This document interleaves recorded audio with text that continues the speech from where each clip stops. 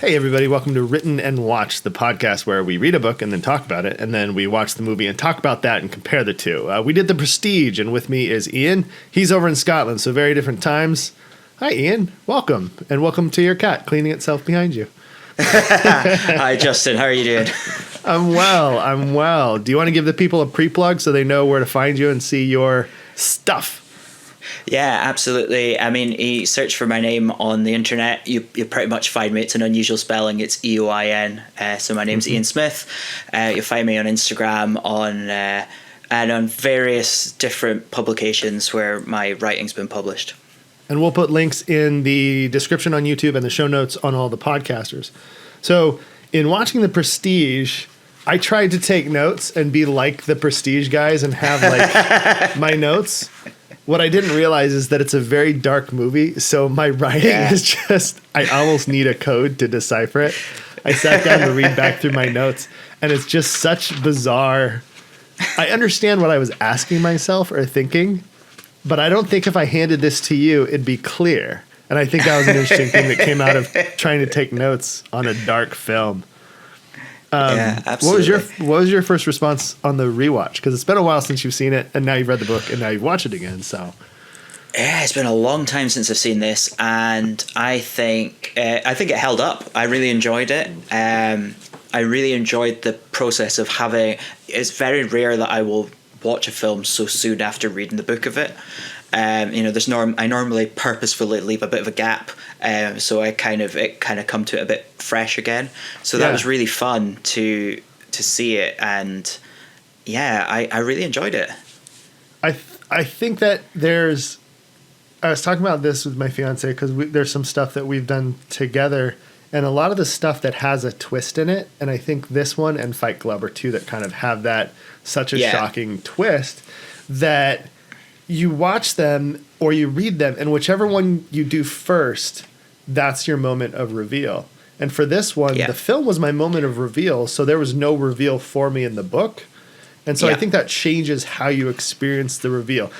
And I'm really curious if there's anybody out there, please comment, because I'd love to know what it's like to experience the twist in the book and then go into the film knowing like what's going on with the tricks. Yeah, what was really interesting, so I watched the film with my wife, and she's never read the book, never seen the film before, and she just went into it, and about spoilers ahead, obvioly, but spoil away.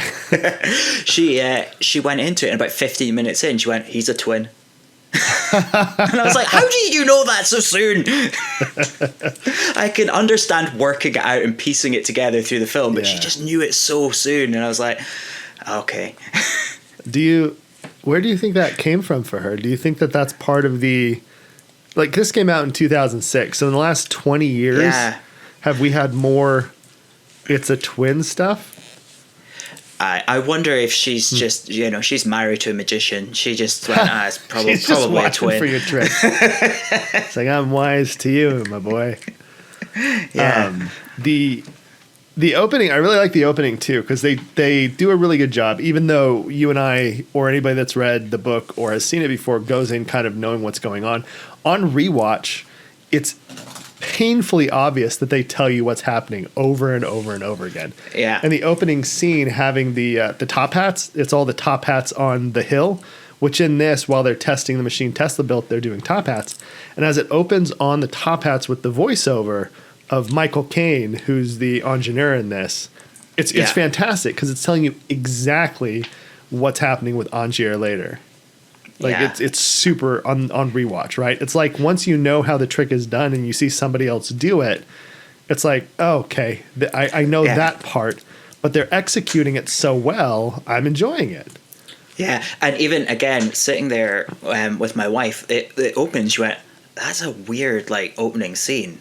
And I was kind of thinking, just you wait, you'll find out all about that coming up. But what I really thought was interesting about the start of the film, I'm a big Christopher Nolan fan. I don't think I've ever seen a film of his that I haven't enjoyed. But this is such a... they've simplified the plot from the book quite considerably here. They've taken out that framing narrative and things. And it feels really strange to be saying a Christopher Nolan film is simple. right? Yeah. You know, they really have stripped it down to the core part of the story and kind of removed a lot of the kind of subplots and things. And I mean, that often happens when you adapt a book to film, but I found in this one it really did hone in on the story, and I think it made the story a bit clearer and easier to understand than the book.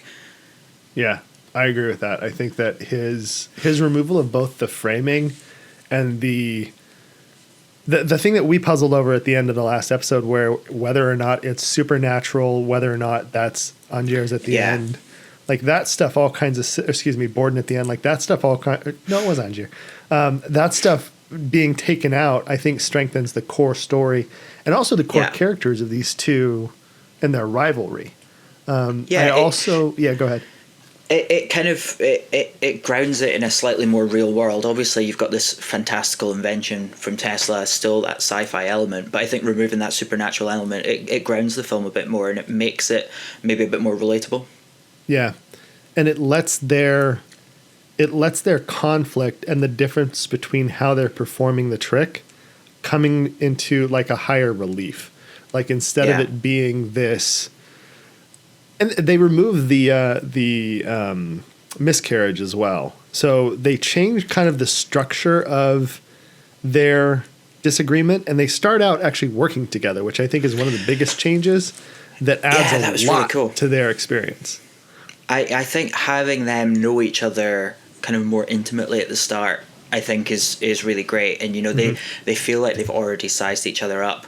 There's a really interesting thing about that as well. So the magician they're working for there, Milton, is played by Ricky Jay, who is himself a magician. He was one of the magic advisors on the film, along with a guy called Michael Weber, and they're both kind of like magicians. Like everyone in the magic world loves them. But yeah, Ricky Jay was an actor as well as a magician.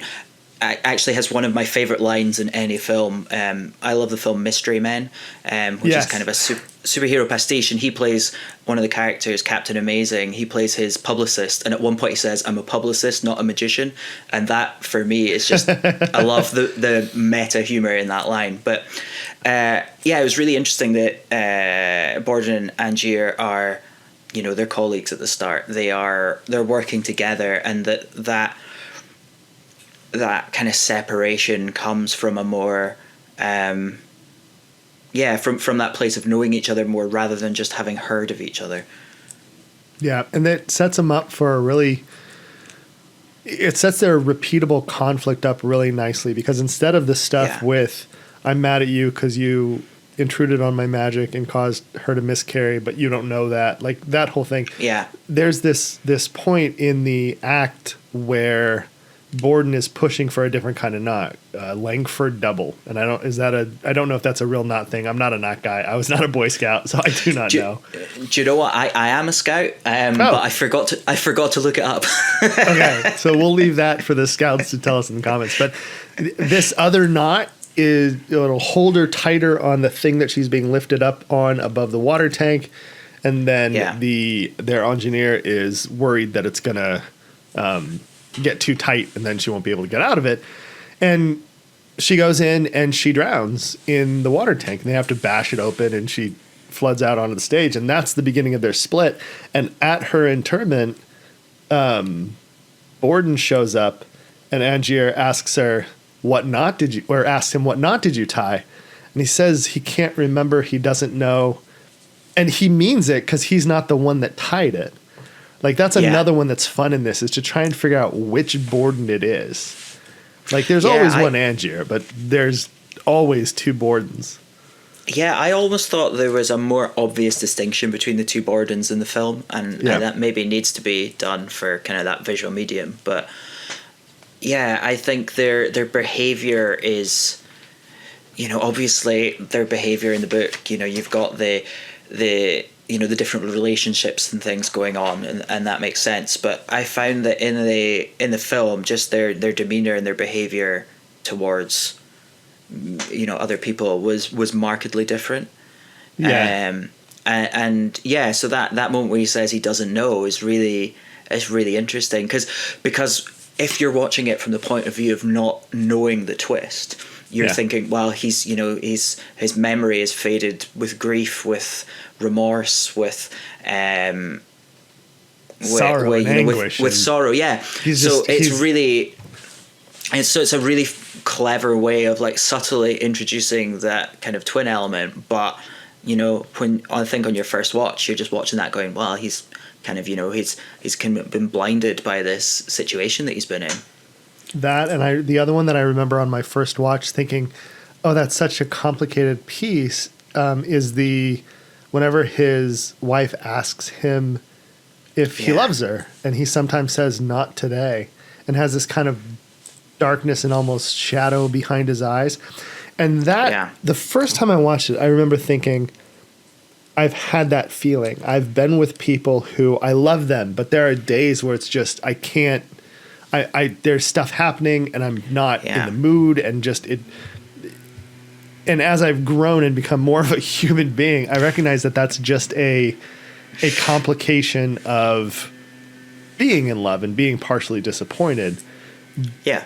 But on a rewatch of this and realizing that the reason he says not today is because it's not him, and the one that does love her is Fallon right now, it's one of those knock you back on your heels kind of moments, because it's so smart. It's such an intelligent way to frame up the difference and just stick it right in your face over and over and over. It's going, see the trick? See the trick? See the trick? Do you get it now? And you're just like, oh my God, the whole time he was telling me. Yeah, and absolutely. I love that. Yeah. And I thought Christian Bale did a really good job of playing those kind of that dual role and getting those differences across.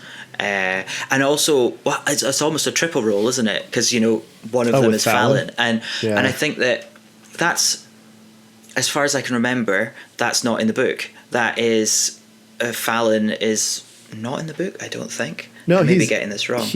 There is his assistant is in there, and it is him, but I don't remember if it was named Fallon or not. I feel like it's less prominent though. I feel like, oh yeah, absolutely. He just kind of hides in the workshop. Yeah, he's kind of more hiding in the shadows, whereas Fallon is much more of an upfront character and is actually there. So I guess it's less about, although the diaries still play a really important part in the film as they do in the novel, they almost play a different role. It's not that he has to kind of teach his twin what's been going on that day, because he's actually there experiencing it as Fallon, which I think is kind of an interesting difference. That is a shift. You're right. I hadn't thought about that part of it, but you're absolutely right. The diaries in this are great too, because of the way they use them as a framing element for what you're seeing. Because you're watching. Yeah. This isn't an omniscient narrator, and it's not a false narrator, but the stories that each of them are telling have elements of truth in it that you're watching. But then you're hearing the interpretation that's being delivered to the other person to deceive. So there is a reality in what you're watching, while there's a deception in what's being said. Right. Yeah. So they kind of don't fit as an unreliable narrator, but as a deceptive narrator. Yeah, and I love that in the novel, obviously the diaries are diaries. They're there to chronicle what's happened, but I love how they're being used as kind of tools, as you say, tools to deceive not just the viewer, but each other, the characters. They're addressing each other directly in the diaries and leading each other down false trails in a much bigger way, I think, than they do in the novel. Sorry, my dog is mad at a delivery. Give me just a second while this clears out. She's very upset that we got coffee today, apparently. She's very proud of her house. And they're away. All right. Yeah, in the novels, I mean, the diaries are front and center because they're what you're reading. And in this, they're used as much more of a supportive role in kind of how they're deceiving each other. Especially once Borden is in jail for killing Angiers. That whole pivot when they're trying to force him to give his trick up, and they tease him by bringing by the little girl, and then eventually Angiers himself comes by. Like that whole Yeah. period where he's giving him the journal and revealing that he's actually still alive, and you start to piece something's going on, is just, again, this movie has like 3 pivots that are just shocking. One of them is the reveal of the twin and the lengths that they go to maintain the illusion, from when he gets his fingers blown off, so they just cut him off. Yeah, and then you go back that's rough. To the reveal at the end of Angier's kind of setting it up so that his prestige goes into a giant water tank and drowns. Like he's murdering himself again and again and again and again. Yeah. Which is really an existential, just messed up thing, and opens a whole different philosophical can of worms than the whole transfer of intelligence but disposition of the old corpse. Like they're just having corpses in the first one. You move and you die. This, theoretically, you could twin yourself once and do the trick.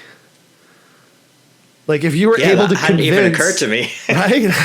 Like what if the first time Angier pulls the trigger, he's not doing it to do the trick. He's doing it to make a second so he can perform it.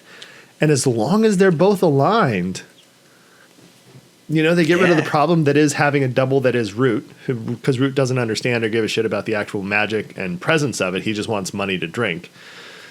But to have an actual copy of yourself to perform with, would they be as committed to it as Borden and Borden? Oh, yeah. I had not even considered that. That's a really interesting question. Yeah. Because I think that's a fun one to think about, because if he thought about that 3 or 4 shows in and he goes, wait, what if I do it this way instead of that way? Yeah. And then the new twin, though, knows that the person on the other side that made him and the person that you are has killed like 4 or 5 of you already. Yeah. Then which one's the one that deserves or gets to live? I even think there's a space he could make an even better trick by having like 3 or 4 copies of himself. Like 4 Angiers all working together, being on tour at the same time. Like that would blow people's minds. We're going to do a 4 o'clock in London and a 7 o'clock in Paris on the same day. Right? Yeah. And have people there that know him and can ask him questions and just go, yep. Yeah. 4 of us, but there's only 1 of us. And I'm everywhere. Absolutely. Like that would be amazing. Like that would be crazy. And then if, you know, for a final show, you make 10 and you do 5 simultaneous shows. You go, here's how strong my magic is. Now you're thinking like a magician. Oh, man. But it's crazy, right? Because the way he does it makes sense. That's fine. Like the repeated killing, like, and it's great for the film and it lines up with the book's tragedy. But that he's really cloning himself, like that opens up all kinds of windows for where this machine could take magicians. Absolutely, and it's also really interesting. You know, in the book, they're using it to, clone gold. Yeah. To maintain the family's riches and things, and that's just not touched upon at all.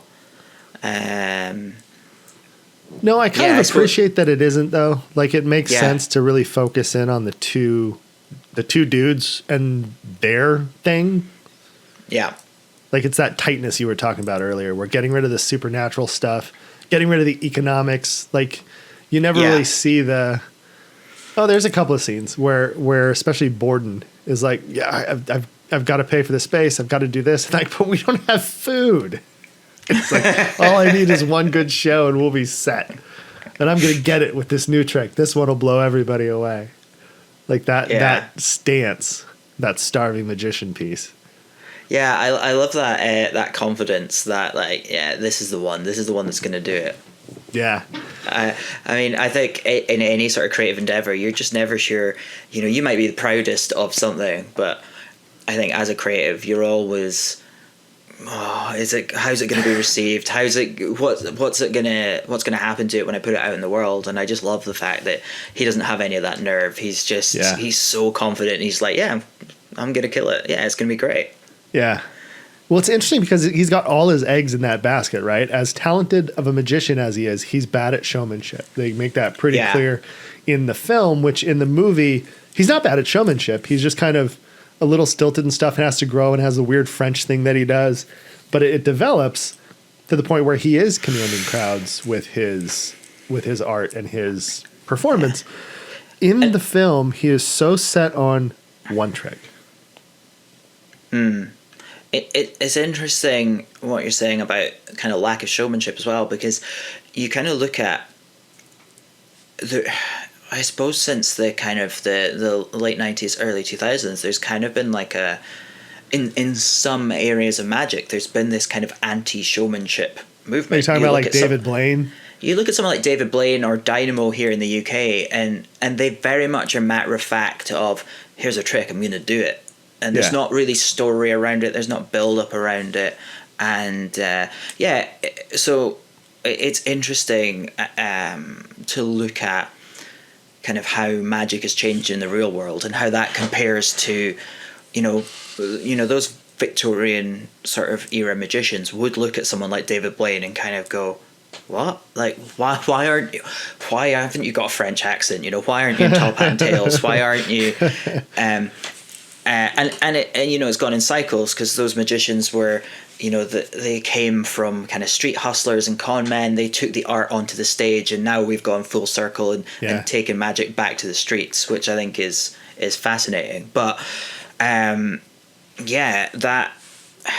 you kind of look at some magicians now as well, and take Dynamo for example. He's I'm not really sure how well known he is. I haven't seen him, so I'm gonna have to look. I'm gonna have to look up Dynamo after this and see what his stuff is, and then I'll understand what you're saying. But he's kind of really well known here in the UK for he did a trick where he walked on water, and he walked across the River Thames in London, and that was like that was a huge thing, and it's like he was kind of fairly well known before that, but that's where he really blew up, and it can be one trick that makes a magician. Yeah, there's go ahead about Dynamo. But even someone like David Blaine, he was well known as a street magician, but when he did his first big stunt, when he froze himself inside a block of ice, that's when he became a household name. Yeah. And I think that, so these career-defining things, David Copperfield and his flying illusion or something like that, making the Statue of Liberty disappear. Yeah, these career-defining tricks exist and they remain in the public consciousness. So it's really interesting. I don't know if in the minds of these real magicians, if they went, that's the trick that's going to make me, or if they just went, this is the next cool thing that I really want to do. But it's really interesting to see, Borden actually working towards that. Yeah. Well, I think about Houdini, and Houdini's like big get attention thing was wrap me up in chains and shackles, put me in a bag and throw me in the river. Like that was his I'm coming to a new town. I want everybody to know I'm here and buy tickets. He did it here in Aberdeen in Scotland. He was wrapped up in chains and thrown into the harbour and escaped. Yeah. I mean, he's got that. It's a very splashy trick. But one of Houdini's other biggest tricks was the water torture escape, which is the trick in which the wife dies in the film. That being locked in the tank. So these things do exist, and it's kind of interesting to see that kind of thought of it happening back in the day. Well, I think a piece of this, especially the film that's fun to watch, is the rise to style of a trick and then the fight over that trick, right? Because with the disappearing man, with the transported man, with the new transported man, and they keep going against each other, and they're doing the same trick. They're just doing it in different ways and with different foundations. And so they're fighting over the actual presentation and not the fundament of the trick. The fundament of the trick is still two people. Right, that's how you do it. One of them is twins, and the other one just makes a new person every time he does the trick. So they're fighting over the same trick, and that's in thinking about the fashion and the style and the rise and fall of different kinds of magic. Like if you put, I think if you put David Blaine back in the Victorian times and kind of he went around on the street, he would convince people magic was real and you should be terrified of him and pay to keep him away from your house and your children. Right? I feel like he'd be more in line with the seance people where you'd pay him to show up, but you didn't want him around. He comes around, he does his stuff, and you're like, man, we have stuff to talk about for like 2 months because we don't have television or radio, and all we do is read books and watch these weird people in our parlor. Like, I think that fashion run where it's like the basic magic, the expansive performative magic, and then the basic magic again is an interesting cycle to think about, because in this, you watch the Ricky Jay character is a workaday performing magician. He's doing a stable of tricks in the very declamatory, and now you will see this happen. Check it. None of this, and clip his heels, and very performative. And then you have two people who are developing new stuff come through and upend that whole thing. Because I don't think Ricky Jay's performing. In my mind, the Ricky Jay character is not performing by the time that they start climbing, because his star has faded, because nobody wants it. Absolutely. Nobody's going to go see the basic shows now. There's people disappearing and reappearing. This is amazing. Yeah, absolutely. And I think I maybe briefly mentioned it in the last episode, that kind of warring, the same trick being performed by the same people. It happened. It doesn't happen so much now, but you've got like something like the Sawing the Woman in Half is the prime example of that. Is that it was invented, and then people started creating their own versions and trying to make it more impossible. And I mean, if I'm being honest, people come up with new versions of that still today. They're doing it in Vegas. So in Chris Angel's show, he has a 20-foot saw blade drop from the ceiling that's supposed to be suspended, and there's a lady on the thing, and she's on chains, so when it clips, they swing like 20 feet apart. But it's the same trick. It's just what absolutely. You're going to wrap it up in. But that kind of whole warring, basically people touring a show and the standout trick is the same trick, albeit with a different method. But that, certainly in Victorian times, that was a big thing. And it was like people trying to one-up each other. They'd take out newspaper adverts saying, this guy does that trick, but it's rubbish. I do it much better. Come and see me. And things like that. It's a fascinating, like this... we've spoken at length before about how this kind of one-upmanship and the kind of trying to like break into people's performances to discover the secrets and things, that was all real.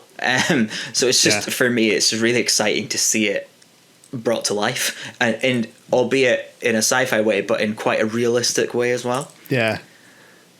I think it's interesting to think about magic and how we've talked about magic here too, because you've developed your own tricks, yes? Yeah. Will you talk through that process and how it compares to what happened in the movie? Like you were mentioning earlier that there's not a lot of magicians that go, this is a trick, this is going to kill. It's a different iterative process. And what's that process like for you, or what has it been like? I mean, for me, it tends to start with like just daydreaming and going, right, what do I want to achieve? And then it's the hard work of trying to figure out how to do it, and what compromises that you want to make that actually make it real and make it possible. Compromises to your vision, or compromises for the reality of it? Like bit of both. So sometimes something's physically not possible, or there's sometimes you have to compromise for a method that's maybe too impractical, so you go for a more practical method, but it makes the magical effect slightly less perfect or something. Maybe it gives the audience a thread that they can pull at to try and unravel the secret of the trick. Obviously the goal is to come up with something where there are no plot holes, there are no kind of gaps where people can try and wriggle in. So sometimes you have to make that compromise. Sometimes you sit and work on a trick for 10-15 years before you show it to an audience, because you want it to be perfect. Sometimes it comes from that initial idea. Sometimes the method comes first. So obviously in the case of like Borden, the method comes first. He is a twin, right? Great. Yeah. Well, that obviously leads itself to a teleportation. So sometimes you learn how to do something and you go, right, how can I create a trick around this? Sometimes the the experience comes first, and it's how do I make this happen, which is the route that Angier goes down of, right, I want to teleport, I don't want to use a double, how can I make this happen? So it is, sometimes it's that, or I like this specific trick, but I don't like the way it's done, I'm going to find a new way. Again, that's what happens in the film and in the book. So I think the process is, it's dramatized, it's quite often, sometimes it is that kind of ingenieur style. You have magic consultants that their job is to work with, especially like the biggest names. Someone like Chris Angel, someone like David Blaine, very unlikely to be developing all of their tricks themselves. They have a team around them. Yeah. Someone like me, a bit more of a jobbing magician, I'm doing stuff myself, for myself. So there is definitely truth in the process that's shown, but with a pinch of salt. So on that, let's talk about the best engineer in the movie, which is going to Tesla and getting this stuff done. Tesla here played by David Bowie, which is a brilliant choice. Like, it's so much fun to watch him be weird. He does it so naturally. It's great. Yeah. And he has such a strange, powerful, charismatic confidence. David Bowie as a person that I think translates really well to what we know of Nikola Tesla, and kind of that arrogance, but quiet confidence and disregard for everything and buddy else is fantastic. And I think when he was originally approached for the film, he turned it down, and then later kind of was convinced to take. I'm not sure how they convinced him, but I believe he turned it down at first. And I can't think of anyone else who would play that part with the right kind of eccentricity. Yeah. And because it just exudes so naturally from him. I wonder. Yeah. Now I'm thinking about it, and and this is weird, but one of the first things that came to mind was the guy that plays Walton Goggins, the guy that plays in Righteous Gemstones and is on White Lotus. And he's just got a weird face, and his hair has that crazy peak. But I can see him being just a weirdly... He'd be more of a weirdly almost petty Tesla. Yeah. He wouldn't have the confidence and aloofness that Bowie brought to it, which is amazing. And I do like that he's so confident he can do it, and all his calculations work. And he doesn't know why it's not working, and so he keeps dismissing. And then finally, Angiers is walking away, and he sees the cat, and then he sees all the hats, and he comes back, and that's... He's like, oh, I didn't think it'd work like that, but I guess it does. Okay, I can make it work. It's just like, wait, but it makes two of me. It's never a concern. It's so... he's so flippant about it. He just doesn't. He's like, it's fine. It's just slightly different, but it works. And it's to have that kind of mind, where he resolves and he finishes the job because he took the money, but he's like, "Here, I made it. You really should never use this." Never thinks it's incumbent on me to not make a machine that can do this. He goes, "No, it's incumbent on the other person to not use it, and if they do, that's their problem." Like, it's such a kind of libertarian space that they put him in, which is interesting. Because the machine itself, I think the machine in this movie is gorgeous, by the way. The way that they present it in this strange, like 15-foot tall, skinny pyramid of wood. Like, it's such a steampunky, turn-of-the-century Victorian thing. It looks so cool on stage, or on screen and on stage. Yeah. Great prop. Yeah, absolutely. It looks. I was going to say it kind of looked how I imagined it in the book. That's probably because I saw the film first, but it does. It looks real. It doesn't look like a prop. It kind of looks like something that could have been thrown together in this kind of mountain town. And it's gorgeous. You're right. It has that thing that you see a lot with like turn of the century machines. So we just come out of the industrial age and we're starting to realize how to harness power. We're starting to make things smaller, but we still don't have the tools and the techniques to make things smaller. So it ends up being the smallest size it can be for the largest unshrinkable component.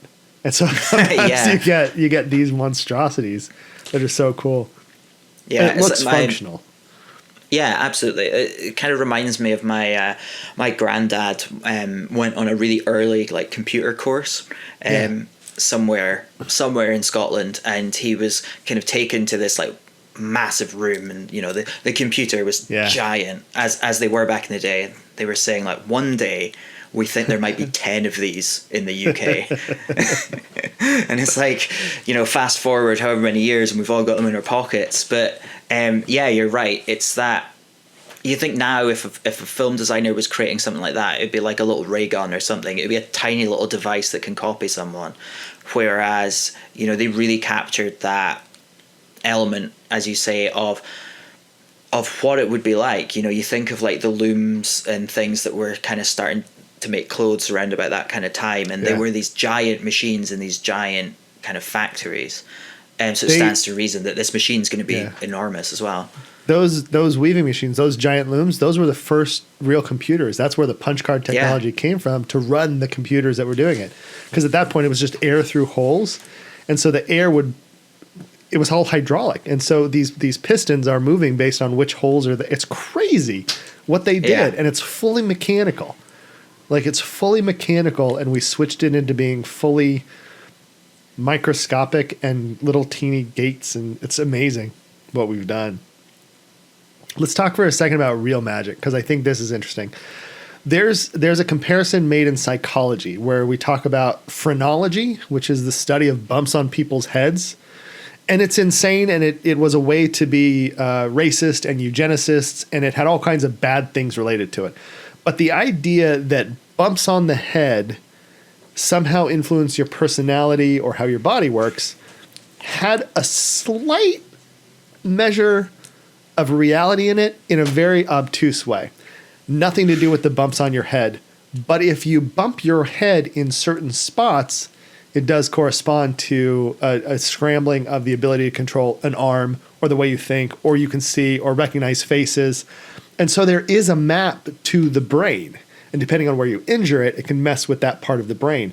So I think that phrenology to actually mapping the brain thing is interesting to talk about in terms of literal old school magic. Like when people believed that there were demons and devils, that you could ascribe special symbols on rocks and make them more powerful, or you could mix together magic potions that had curative properties. I think that we've, with science, made some of those things true. And here's what I mean by that. We make vaccines. We make antibiotics. We make bark from the willow tree can make your headache go away. Those feel like magic potions to me, right? Yeah. And then we inscribe on the right kind of rocks, the right patterns, and we get computers. And we're at the point now where we're right on the edge of AI, and you have a homunculus in your phone, whether it's Siri that you talk to or ChatGPT or Claude. There's a little man that lives in your phone that's actually from this giant outer world that's interconnected and we can't see, that you can talk to. Like our world is full of magic. It's insane. It is. I think we're trained as kids to grow out of believing in magic. I think that as you get older and the world wears you down, or just, you know, as you go through schooling, and it's like you view the world through the eyes of a child, and it is full of wonder and everything is magical. And then as you get older, that kind of magic starts to fade. And I think it's important to try and reclaim that. I think you're right that, you know, the things that we take for granted now would have been seen as magic, real magic back in the day. Yeah. You know, and I think grabbing hold of any element of magic in our day-to-day life, I think, is really important. Having a sense of wonder, having a sense of not knowing how something happens and not needing to know. Yeah. I think that, you know, it can be so tempting to get sucked into that scientific mindset of must understand every single little thing. And, you know, to an extent, I really like knowing how things work and how things happen. But there is, sometimes you kind of look at nature or some piece of technology and I go, I don't really care. I don't really need to know how that works. I just know that it does and that it's amazing. Yeah. And I think we could all stand to have a little bit more magic in our lives. I think so too. I think that that's part of why like movies are so much fun, because they're one of the few mediums that's still transportive. Books as well. Like books and movies are really, really good at it. Performances, being able to let yourself go in music and stage shows. But I do think that we're bad at it in day to day. Like I'm looking at you through what's basically a Pepper's Ghost illusion, because I've got a teleprompter that has a screen here. But this is just a piece of highly reflective glass with a camera behind it that can't see the interfered reflection, because I threw it. Literally looks like one of those curtains that photographers would throw over their head before they light the gunpowder for the flash. Like that's on the back over the camera. And I look at it, I'm like, oh shit, this is such classic. Just stop the light on this side and it's an illusion, which is phenomenal. And I forget how blown away a cowboy in 1870 would be to see something like that. And I'm using it now, over 150 years later, to talk to you in another country over the ocean. We're essentially talking to each other through a magic mirror. We are. From fairy tale, Yeah. I'm not going to ask you who's the fairest of them all, because I don't need to know how middle-aged I am. We'll bother ChatGPT with that one later and see what they have to say.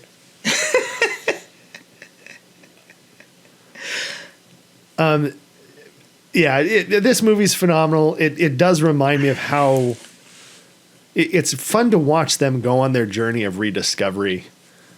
And then they're kind of jaded fallout, and they're just broken people at the end because they've been so focused on not enjoying what they have ever. And I think the rivalry that drives them is really interesting, because again, when we were talking about it in the book too, the relationships they have with the women is secondary to the relationship they have with each other in magical combat. Yeah. Yeah, I mean, because we haven't actually spoken about Scarlett Johansson's in this film as well. We've spoken a lot about Christian Bale, a lot about Hugh Jackman, a bit about Michael Caine, Ricky Jay, but we haven't.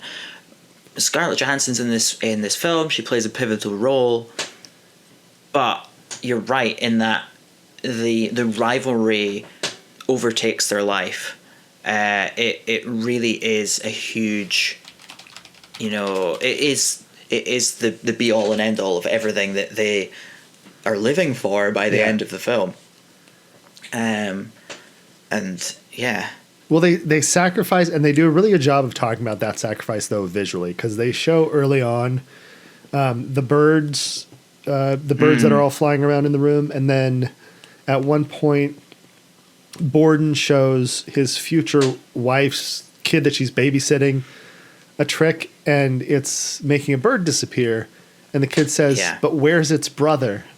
And watching that, it's so much about the way Angier does the trick, not the way Borden does the trick, but it's also about the wives, because Borden's wife that he marries is so frustrated by his openness with his affair with Scarlett Johansson that she takes her own life. And in that visual medley, they keep comparing her to a bird being trapped in a cage that can't get out and is crushed by his magic trick, which is gorgeous and messed up. Like that he sacrifices all these things around him to the trick. Yeah, absolutely. Because that's a weird one, too, for the people that are that close to him to not know. Do you know any twins? Not personally, no. I know a couple of twins, and after you're around them for a while, you can tell them apart. Yeah. And they're identical twins, but because they've lived different lives and had different experiences, they have slightly different scars and sunburns and weathering of the face and sizes and weights and builds because of how they work out, if they eat. And so especially when they're living different lives, they kind of start to shift and they start to be, it's clear which one's which. So I wonder in this, what dedication level Borden had to have for both Bordens to avoid that. Well, it goes back to, as you said, you know, that moment of, you know, the accident where he loses his fingers and then they literally chop off the fingers. And yeah, I mean, that's a gruesome thing to, I mean, would I put myself through that for a magic trick? No. You know, I love magic. I love performing magic. Would I chop off 2 of my fingers? Absolutely not. It's real dedication to the craft, and it there is that, as you say, the trying to maintain the illusion to even those closest to you. Yeah. I think that the way that they deal with that too is another in your face, we're doing a trick, here's what it is. Because his wife asks him, she says, "Oh, it's bleeding again. I thought it had stopped." Yeah. And the reason it's bleeding again is because it's a different injury on a different guy. Yeah. It's like, Jesus. It's crazy. It's a crazy film. Did we miss any notes or anything you want to talk about that we haven't covered? I think there's a couple of things. So kind of towards the end, we've got, I liked the, you know, obviously there's changes for cinematic reasons. You know, we've talked about Borden and Angier kind of knowing each other earlier and things. I liked that in the book, you know, Angier's got the stage blocked off to stop any stagehands seeing it. In the film, he's got a staff of blind stagehands, which I just thought was a really interesting change. Obviously much more visual, much more cinematic than just showing a box around the back of the stage. But I thought that was a really interesting choice. And, you know, not to say, oh, we just got people to sign a waiver or something. It was literally, these people can't see what they're doing. Did you, I didn't notice this until this last rewatch. I think they're all the same guy. Oh, I did not notice that. I think he made them. Go back and check the scene. They look almost identical. And every time, and when I watch it this time, I'm like, I think he made them. He picked like one guy, explained to him what was happening, got his agreement. Probably he got set up lavish forever. Yeah. But I think he got one and made them. Wow, I'm definitely going to go back and rewatch that scene then, because I did not pick up on that. But if that is the case, that is just adds an extra wrinkle to the story. I'm gonna look at the cast and see if I can find if it's one person playing all of those roles. Because it was one of those things where I'm watching it this time. I'm like, they are creepy. They're a bunch of old men. And then I looked at it, I go, are they all the man? Let's see. All cast and crew. What would the blind dudes be billed as? Blind stagehand is my guess. Oh, they did have Chung Ling Soo in here, which I thought was great, because that's where they bring him in and talk about him. And again, call out that it's all the same.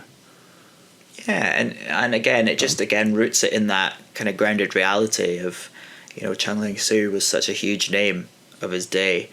So to have him referenced as kind of a contemporary it places it in a real moment in time.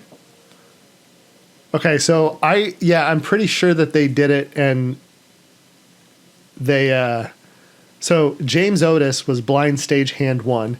It also has blind stagehand 2 and 3, but they don't have photos, and they're both grips and camera operators.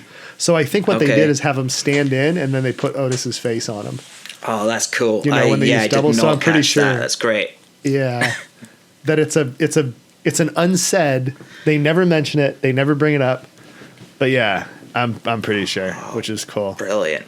That's cool. Yeah, I love those little details. Yeah. The other thing that I thought was really interesting was that they don't bring in, you know, that, you know, we talk about Borden's dual life. Yeah. But Angier has that dual life as well as Lord Caldwell.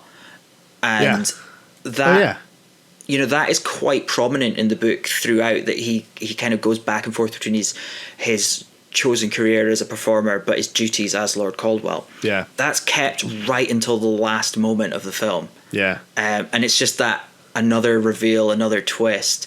It's that moment of Borden going, wait a minute, Angier's alive. What? You know, Yeah. I've been framed for his murder. That's him. That's the man I'm supposed to have killed. Yeah, and that, you know, that realization that, you know, he has that aristocratic side, I think is really interesting, that they don't hint to that at all throughout. So you don't expect it to be Jackman that appears at the end if you don't know, you know, if you're coming to it fresh.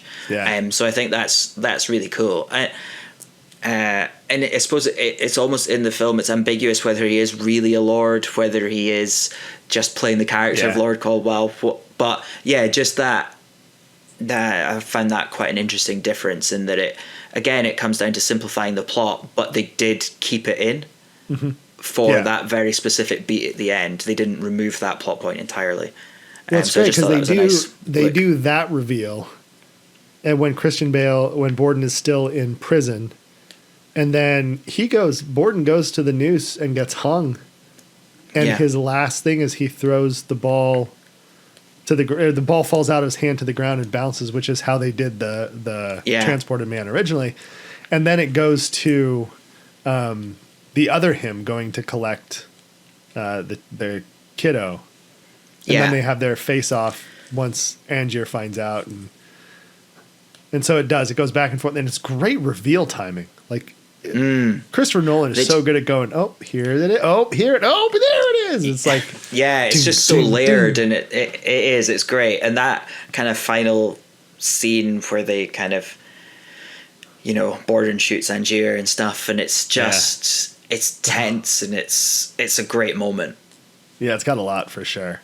It's fantastic. Yeah. And that final scene where it pans around and you see the kind of the bodies floating in the tanks, and there's something a lot more, I don't know, there's something a lot more poetic about that than seeing them, you know, lined up in a family vault, a family tomb. You know, I think it's I think it's a very it's good that cinematic visual thing, but I don't know, there's something about them kind of hanging there like, you know, scientific specimens in jars. It feels right. Yeah, that's a really interesting take, because it does play on the science fiction-y side of it, where his whole thing is a giant experiment, so it would make sense to preserve the prestige in what do they preserve bodies in? I just forgot what it's called. Formaldehyde. Yeah, that does, because that was weird too. Part of me thought for a second they were going to pan past, and some of them would be in various stages of decay for the shock factor, but it works really well the way they did it. It holds up on rewatch. Like, it's just they kind of art. Changed that because he wasn't touring that show. You know, it was, I'm doing 100 performances at this theatre. So you've then got like the basement sort of backstage of the theatre as the perfect storage point. Yeah. It kind of makes more sense with having the apparatus and not having to move it around. But it streamlines the whole thing, and they don't need to be transported anywhere. Well, it also, removing the framing narrative, there's no retention of remains for 100 years necessary. Yeah. Where in the book it did need to have them there 100 years later. Absolutely, yeah. Yeah. But yeah, I think this is one of those movies too that I've rewatched many, many times over the years, and I think I still can, and I think I'll still find new weird stuff in it when I watch it, because the secrets hidden in it are so thoughtful. It's like the exact opposite of Lost, where Lost had all these secrets hidden in it, but none of them were thought about. They figured them out later and went, oh, that's what that meant. But this one is so thoughtful and so clever. Like, I think Jonathan Nolan and Christopher Nolan writing together and then Christopher directing is one of the best teams for story structure and that little kind of subtle stuff. Yeah, absolutely. Yeah. I always love their work. It always leaves you with more questions than answers, which I love from a film. And I think that it's that thought has completely left my head. It's about how they just structure, how they work together. Yeah, they just weave such a kind of a densely packed story, but make it accessible at the same time. You think of some of their other films that are, you think of something like Tenet or Inception, which I love both of those films, but they at the end you're left with so many questions and so much that's unsaid. I think maybe this is slightly different in that it does have a more finite conclusion, but it still leaves open so many possibilities. Yeah. I think that so this does have a little bit of a learning curve in how to watch it. Like the first half hour, the time jumps are hard to track because they're very unclear. There's no clarity to like, okay, this is before, this is earlier, this is later now. Okay, this is back to the beginning. Okay, now it's a different guy, but it's a different journal. It's a little unclear until you learn the language that they're sharing visually and start to catch the cues. But for a while there, in the first like 30 minutes, I know that I've watched it with people that are like, wait, is this happening before or after? But it teaches you how to watch it. But it does reward a rewatch. Man, does it. Yeah, absolutely. I think sometimes with a film like this, that's got a big twist, the rewatch is an unsatisfying experience because you go, oh, well, I know what's coming, but because of those elements of plotting, of pacing, of layering all these different reveals and all these different nuances, even you're saying, is that the same guy playing all of those blind stagehands? It doesn't lose anything. I think you just have a different watching experience, but it's not an inferior watching experience. Whereas I think there are some films that I've gone back and watched and thought, now I know the twist, I don't really engage, I don't really care. But it's so well acted, it's so well put together that you do still care, even though you know where things are going. I think of there's a horror film. It's either Sinister or something like that. I don't remember the name of it, but she has a absorbed twin in her brain, and it takes over sometimes. And you watch the movie, and that's the reveal. But because it's a horror, it's very like slashy and gory and stuff. But the performance isn't nuanced enough to give you two characters. Really, it's just it's almost a manic kind of episode thing more than a fully developed secondary character or secondary personality. And so in that you watch, it does not reward rewatching. It barely rewards watching it the first time. Like it's a difficult film. But then I think about like, there's some others that have done the reveal early and it works well. Like I think of The Parent Trap and how that, and this is such a stupid comparison, but how again, it's twins. And as soon as you see them both on screen, you're like, oh, it's twins. Yeah. They're definitely related. They're definitely sisters. And then that the whole rest of it is about that. And so the structure is different and it works. But for this, I mean, I'd rewatch it almost right now, thinking about it. Yeah, absolutely. Yeah. Yeah, it was a great opportunity to revisit this film because it's been years since I've watched it. So actually sitting, to the point where I forgot I owned it on DVD. I was like I was like, I'm sure it's on a streaming service, and I couldn't find it anywhere. And I was like, oh wait a minute, I've got this on DVD. It's like I haven't listened in the room. I haven't listened to the commentary on this. Is there commentary from? Oh, I don't know. Actually, Christopher Nolan and Johansson would be good commentary. I'd listen to that. Yeah, absolutely. All right, that's another reason to watch it again. Yeah, exactly. Cool. Any other last thoughts? Want to recommend this film or other films to people? Yeah, I think if you like this film, there's another film that came out same sort of time called The Illusionist with Edward Norton.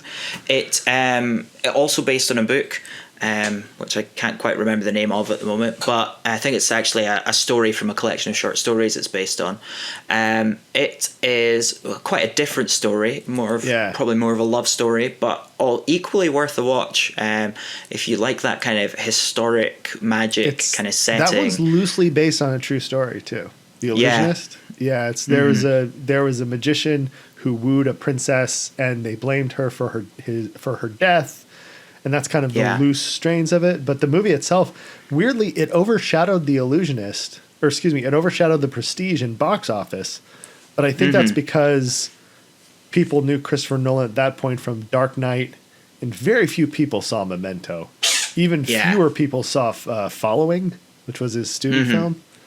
So, but I think that it's this one. I think Prestige has won out in the long term, but Illusionist is fun. It's Edward Norton being very intense. Yeah, I mean, The Prestige is my favorite of the two, but rewatching this just made me think I really want to go and rewatch The Illusionist again, because like I remember them both coming out the same. It was one of those, one of those moments where Hollywood two films things come out at the same time, like Ants and A Bug's Life and all that sort of stuff, where they two films that are very similar come out at the same time. I love that. But that would be my recommendation if someone's got their Prestige fix and they want something similar. Yeah, I like period pieces a lot. This is a very well done one. So is The Illusionist. Cool. Yeah. Ian, you want to tell the people where they can find you? Plug a little bit of your pluggables? Again? Absolutely. Find me on Instagram, Eoin Smith. It's EOIN. My handle is @IanListens. And search my name on Google or your favoured search engine, and you will find various writings of mine in various different places. And I'm sure they'll show up somewhere in one of the AIs that's been trained on him. So there is a magic trick where Ian has also been cloned. That's how we'll end it. There were two Ians the whole time. Oh, you can find us here at Written and Watch. You've already found us. We'll put links in the description and the show notes. Thanks for listening, everybody. Bye-bye.